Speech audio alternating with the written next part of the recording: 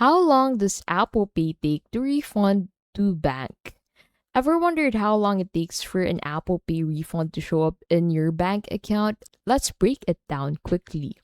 So first, the merchant has to process your return. Once they approve it, the refund is sent back to your payment card through Apple Pay.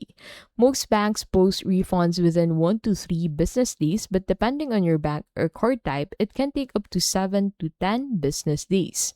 You may see a pending transaction first, so that means the refund is on its way but not yet finalized. To check your refund status, open the Apple Wallet app, tap your card, and look at recent transactions. If the merchant processed it, you'll see the refund listed.